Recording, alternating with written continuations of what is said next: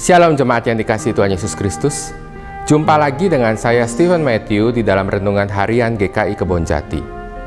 Tema renungan kita hari ini adalah bukan sekedar perbuatan baik.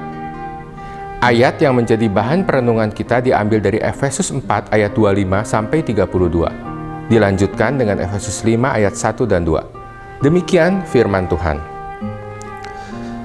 Karena itu buanglah dusta dan berkatalah benar seorang kepada yang lain, karena kita adalah sesama anggota. Apabila kamu menjadi marah, janganlah kamu berbuat dosa. Janganlah matahari terbenam sebelum padam amarahmu, dan janganlah beri kesempatan kepada iblis. Orang yang mencuri, janganlah ia mencuri lagi, tetapi baiklah ia bekerja keras dan melakukan pekerjaan yang baik dengan tangannya sendiri, supaya ia dapat membagikan sesuatu kepada orang yang berkekurangan. Janganlah ada perkataan kotor keluar dari mulutmu, tetapi pakailah perkataan yang baik untuk membangun di mana perlu, supaya mereka yang mendengarnya beroleh kasih karunia. Dan janganlah kamu mendukakan Roh Kudus Allah, yang telah memeteraikan kamu menjelang hari penyelamatan. Segala kepahitan, kegeraman, kemarahan, pertikaian, dan fitnah hendaknya dibuang dari antara kamu. Demikian pula segala kejahatan. Tetapi, hendaklah kamu ramah seorang terhadap yang lain, penuh kasih mesra dan saling mengampuni, sebagaimana Allah di dalam Kristus telah mengampuni kamu. Sebab itu jadilah penurut-penurut Allah, seperti anak-anak yang kekasih, dan hiduplah di dalam kasih, sebagaimana Kristus Yesus juga telah mengasihi kamu, dan telah menyerahkan dirinya untuk kita, sebagai persembahan dan korban yang harum bagi Allah.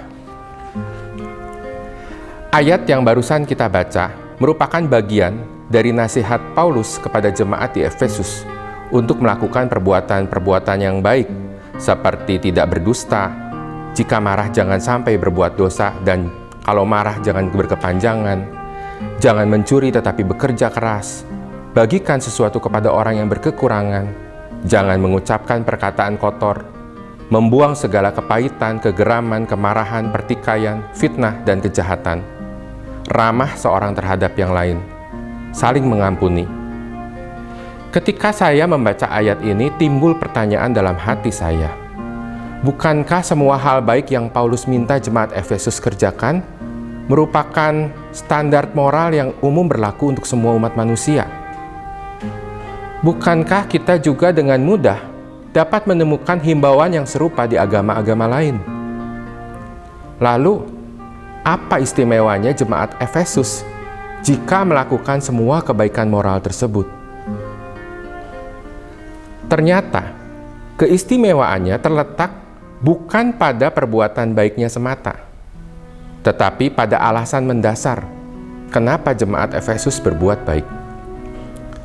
Ayat 20, 21, 23, dan 24 mengatakan, kamu telah belajar mengenal Kristus karena kamu telah mendengar tentang Dia dan menerima pengajaran di dalam Dia menurut kebenaran yang nyata dalam Yesus, supaya kamu diperbaharui dalam roh dan pikiranmu dan mengenakan manusia baru yang telah diciptakan menurut kehendak Allah di dalam kebenaran dan kekudusan yang sesungguhnya. Jadi, perbuatan baik yang diperintahkan untuk dilakukan oleh jemaat Efesus bukanlah sekedar perbuatan baik biasa, melainkan sebagai tanda bahwa mereka sudah menjadi manusia baru. Yang penting adalah menjadi manusia baru. Manusia baru adalah seorang yang menerima bagian dalam kematian Tuhan Yesus dan dosa-dosanya dihapuskan. Maka orang tersebut juga menerima bagian dalam kebangkitan Tuhan Yesus.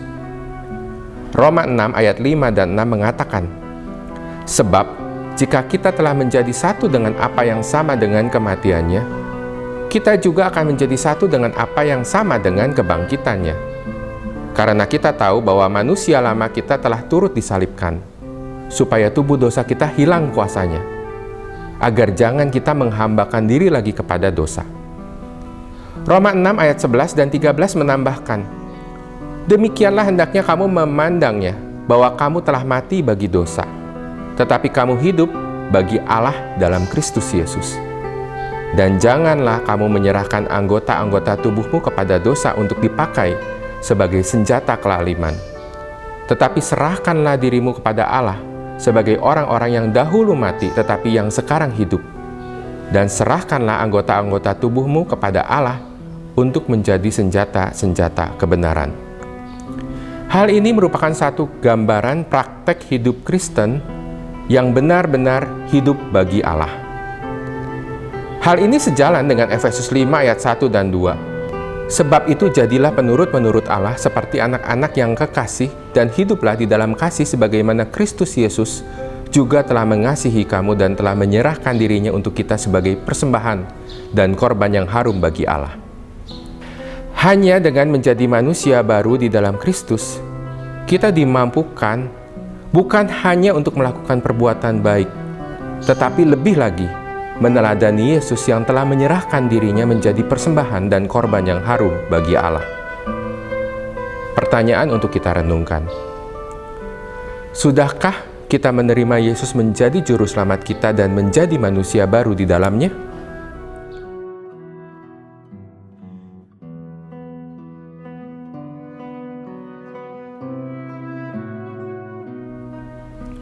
Hanya dengan menjadi manusia baru di dalam Kristus, kita dimampukan bukan hanya untuk melakukan sekedar perbuatan baik, tetapi lebih dari itu, kita dimampukan untuk mempersembahkan hidup kita menjadi persembahan dan korban yang harum bagi Allah. Demikian renungan kita hari ini. Tuhan Yesus memberkati kita semua.